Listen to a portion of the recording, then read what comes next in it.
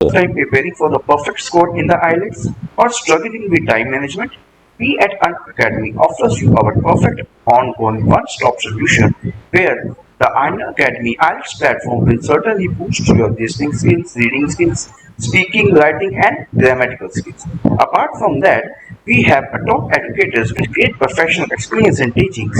Some of the few are Gurpreet Singh, Soyam Prab, Garima Sabra, Shivarangi Naruda, and Sonia Luthra. Expert strategies and action plans for IELTS academic as well as GT courses with practice exercises will be done on daily basis. Moreover, the trending regular mock test to track the progress of students will be done continuously. Use code RIL10 to grab 10% flat off on the Power Pack courses. Hurry up and use the code which is provided in the link given in the description. And fulfill your dream to fly abroad and achieve your required packs.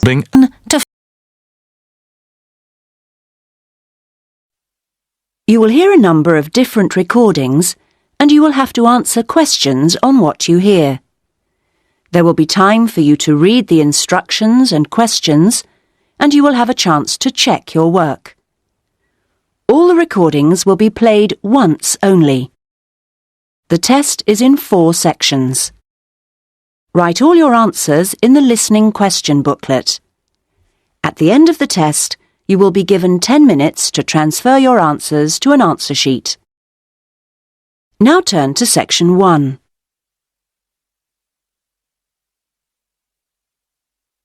Section 1. You will hear a man telephoning an employment agency to register for job opportunities. First, you have some time to look at questions 1 to 10.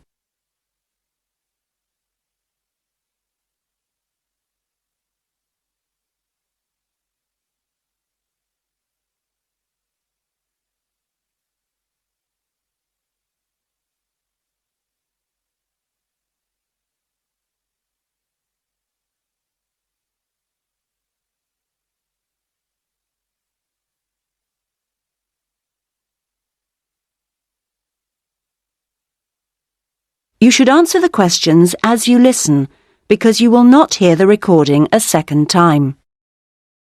Listen carefully to the conversation and answer questions 1 to 10. Able Employment, how may I help you? I saw your advertisement in the Daily Gazette, Oh, yes. and I'd like to register with you. I'm a student, but I've got the long holiday coming up. Certainly. I'll just get the form ready. OK, let me take your details. Sure. Can I have your full name? It's Bowen. James Bowen. B-O-W-E-N. Right. And your address, please? Well, just now I'm staying at the youth hostel. I see. But I'm moving into a flat on Friday. Well, give me that one then. It's 4 Lion, like the animal, Road, Melford, MF4 5JB. OK. And then I need to have a phone number for you. I don't know the number at the flat yet, but I could give you my mobile. That's 09954 721 822. Would that do? For the time being. But if you can let me know your new number when you can. Of course. Now, qualifications. What qualifications have you got? I mean, post-16 qualifications. Well, I stayed on at school till 18 and got my A-levels. Fine. Anything else? You said you were a student. Yes, and then I've done 2 years at college, so I've got my history diploma. Though I don't know how useful that'll be for getting a job. Well, it depends. Everything counts in some way. And I also did an IT course this year, and that got me my computer skills certificate, which I certainly hope is relevant.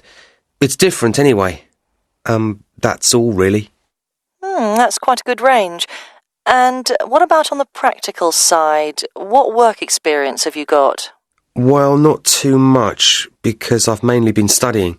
Yes. But 2 summers ago I worked just as general assistant in a hospital for about 3 months. It was quite hard, but very interesting.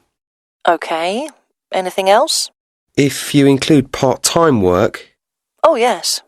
I've often worked in the college holidays as a tour guide, showing visitors round. That's quite enjoyable, meeting people.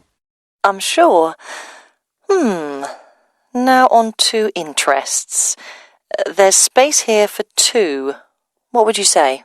2.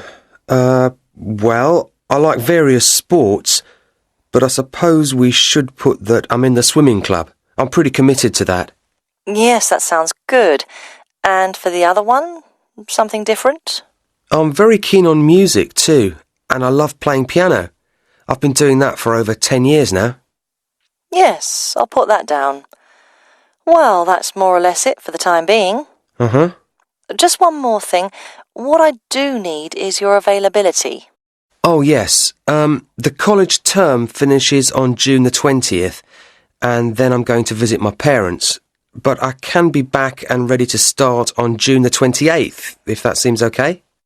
I'm sure it is. Now, what happens next is that I process this information, and then...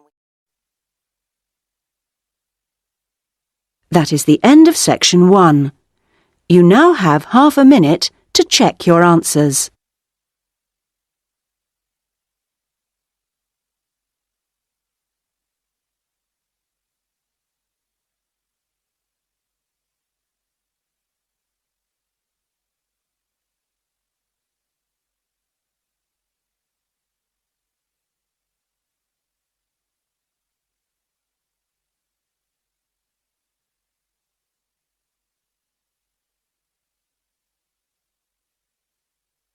Now turn to section 2.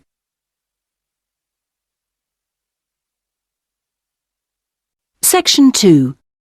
You will hear the organiser of a group holiday talking to the group before they arrive at their destination.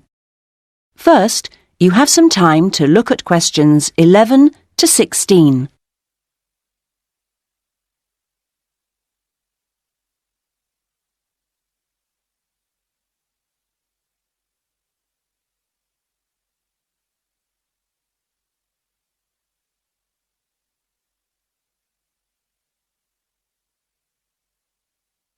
Now listen to the first part of the talk and answer questions 11 to 16.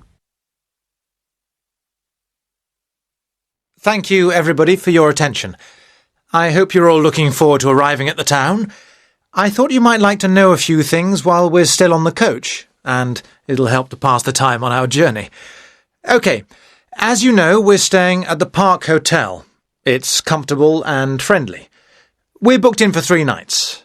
Now, I'm aware that not everyone wants breakfast there, so if you do want it, you should tell the hotel that you do the night before. We're making our own arrangements for dinner each evening, and there's a cafe open at the hotel most of the time if you want a drink or a snack. There's also a very pleasant lounge on the ground floor, with a collection of fascinating paintings. And then I hope you're going to enjoy the various activities that are lined up. However, I do have to tell you that there have been some changes since the original programme. For one, because it's been restored and is therefore closed to the public, we won't be going to the castle after all, I'm afraid. However, there's plenty else to see, and the gardens are still open. Something we've been able to add to the programme is for Saturday, when a local historian will give us a lecture on famous people from the town. I don't know who that includes yet. So, to free up the time for that, we've made another little amendment and changed the trip to the antique show that was due for then on to Sunday. Actually, I think that'll make for a more relaxed programme anyway. We're leaving the rest of Sunday free for you to wander around as you wish. One place you might like to try is the art gallery, because it's got a huge display of old postcards. You can't really send them home to your family and friends, but it's interesting and sometimes funny to see what people used to send. Well, that's the lot on changes. Now you have some time to look at questions 17 to 20.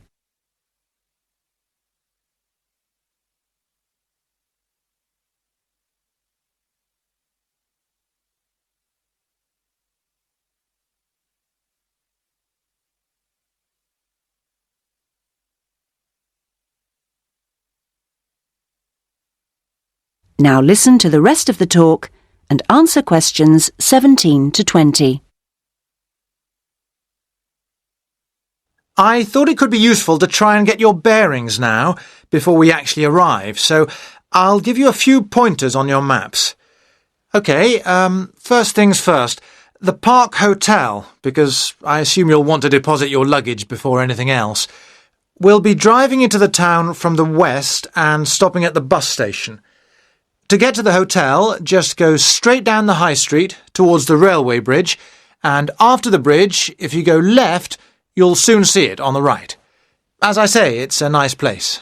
You can check in, see your rooms, relax a little. There are a couple of interesting little shops nearby. There aren't any internet facilities at the hotel, I'm afraid, so if you want to send any emails, you'll need to get yourselves to the internet cafe. In fact, if you want to do that first, it's easy because it's near the bus station, on the corner towards the right of Curtis Lane and Kramer Street. So, once you've done that, well, if you do that, then I suppose you'll be ready to do a bit of exploring. You've got your basic maps, but you may want to get more information, and the Tourist Information Office is the place to do that. It's up around the train station area. From the bus station, you could go up any of the streets to the left, Cadogan Road, Earl Street or Duke Street. The office is directly facing the train station on the corner with Earl Street. They've got all sorts of brochures and leaflets about local attractions and tickets for sale. They even sell some locally produced jams and chocolates. And a last pointer at this stage is our venue for dinner tonight, the Royal House restaurant. This is conveniently located in the very centre of town. In fact, you'll no doubt pass it as you're walking around beforehand. In relation to the bus station, it's not far. Going down the High Street, if you pass the corner with Cromwell Road, then the next junction is a crossroads with Duke Street and Runton Road, and it's there. You'll be able to see its rather grand entrance over on the left corner. The food and the service there are both excellent, so it promises to be an enjoyable evening. Well, we're just coming into the town now, so if you'd like... That is the end of section 2. You now have half a minute to check your answers.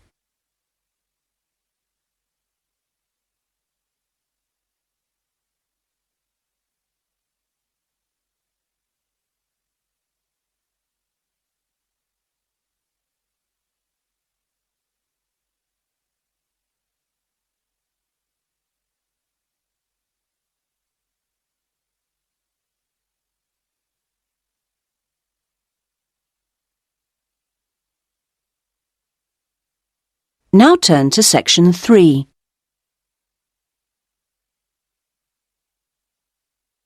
Section 3. You will hear a conversation between an undergraduate student, David, and his tutor, Dr. Smith, about David's plans for doing a master's degree. First, you have some time to look at questions 21 to 26.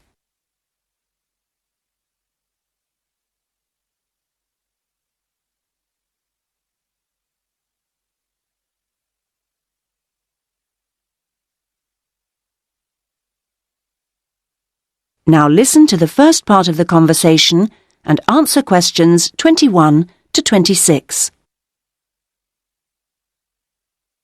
Right. Well, David, I think it's a good idea to talk a little about your plans for going on to do an MA. Now, I understand you're thinking in terms of either Forth College or Haynes College? That's right. Well, so far, anyway. No, I think that's a good choice to have narrowed it down to. I'm interested to know how the services to support students work in both places.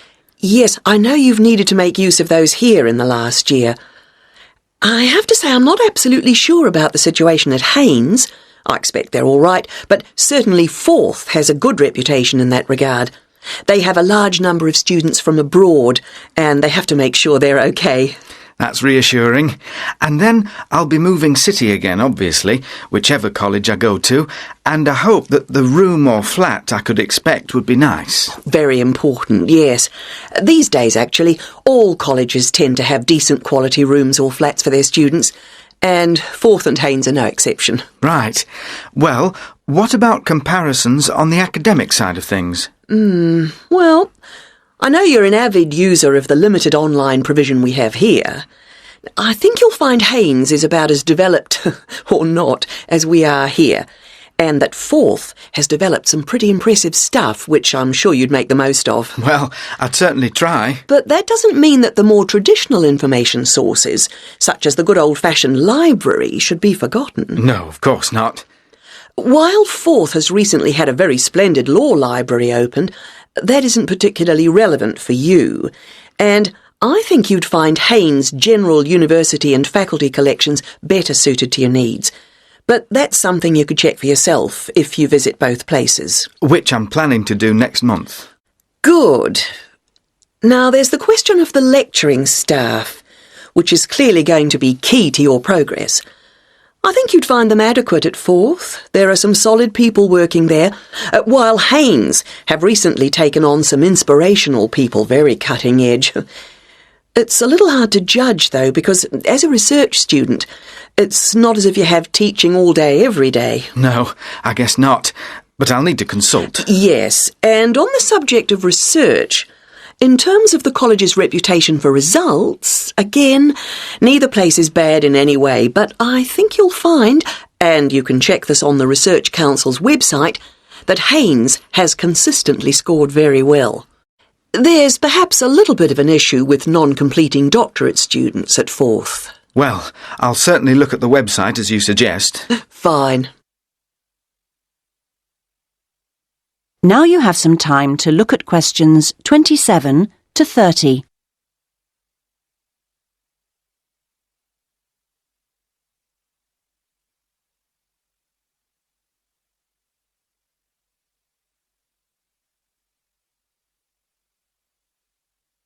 Now listen to the rest of the conversation and answer questions 27 to 30.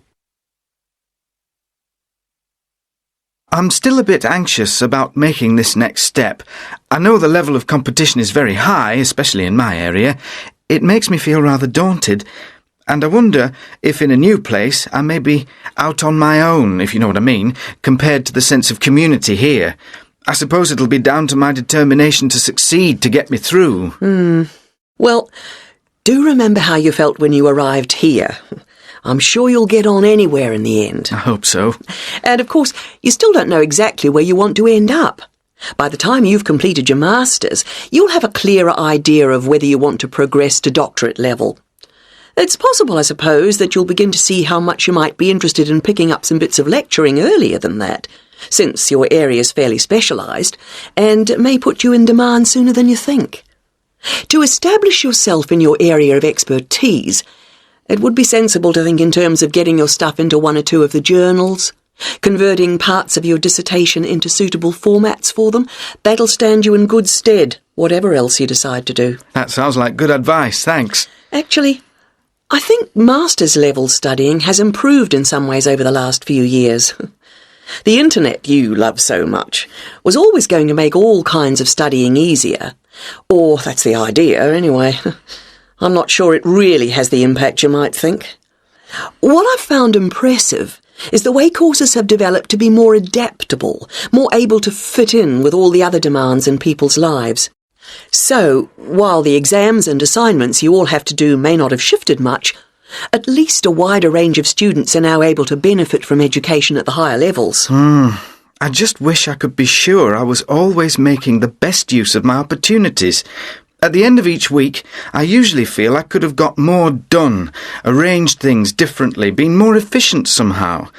I've got a lot better at taking down notes during seminars and lectures, which means, I think, that my written work has benefited to some degree, so there's progress on some fronts at any rate. Yes, it's interesting seeing... That is the end of section 3. You now have half a minute to check your answers.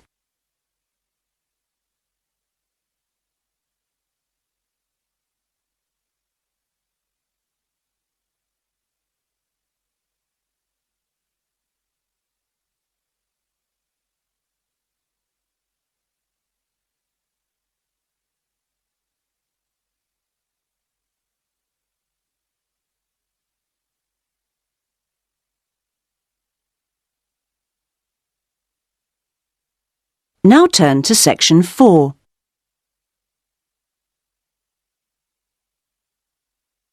Section 4. You will hear a writer giving a talk about the different kinds of writing that the audience might want to try doing. First, you have some time to look at questions 31 to 40.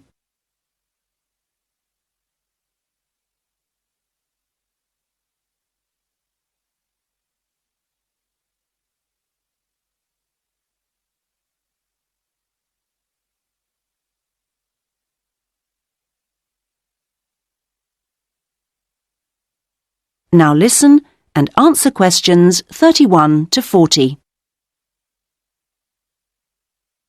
So, I'm now going to say a few words about the various different kinds of writing you may want to consider. Each has its own challenges and rewards, and it's really a question of seeing what suits you best. There are no rights and wrongs here. Let's start by considering the short story. Remember that a short story isn't just a very concise novel. There are 3 basic styles: the story itself, the slice of life section, and the surprise type, and all of them are equally valid as treatments of the genre. When producing a short story, you don't have time for a slow build-up of interest, so you need to get in there straight away and begin with a crisis. Then there's non-fiction, which can sell very well, with biographies in particular frequently hitting the bestseller lists.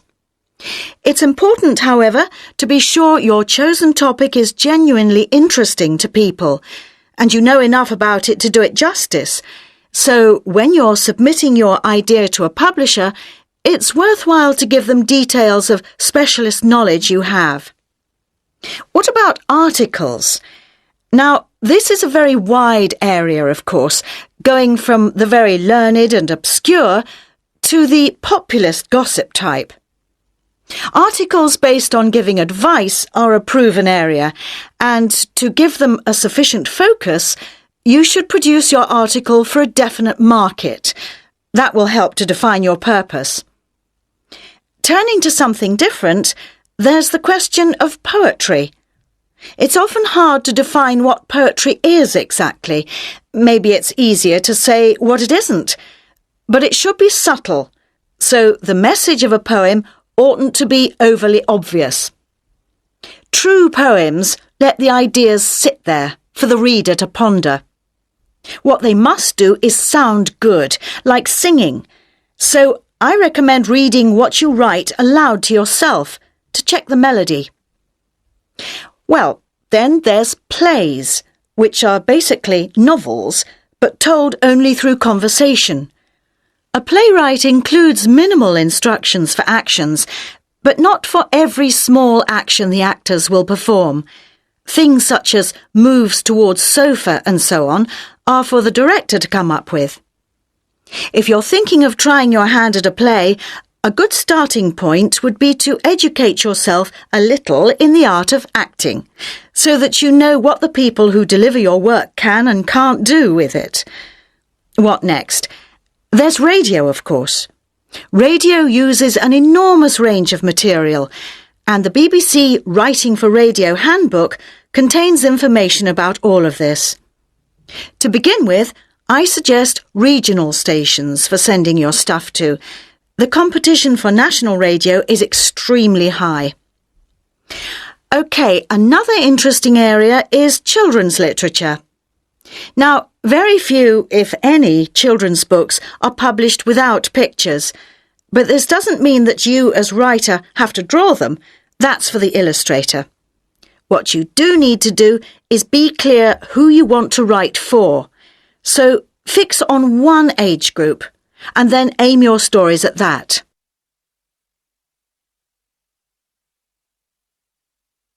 Right, I've saved what I consider to be the best and the hardest till last, the novel. Very long and very difficult to do well, but certainly not impossible, as any bookshop shelves will confirm.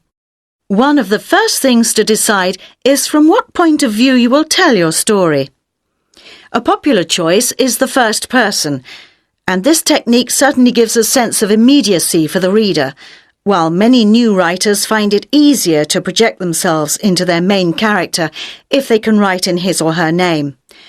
But that assumes, of course, that the main character is somehow like the writer, which may or may not be the case.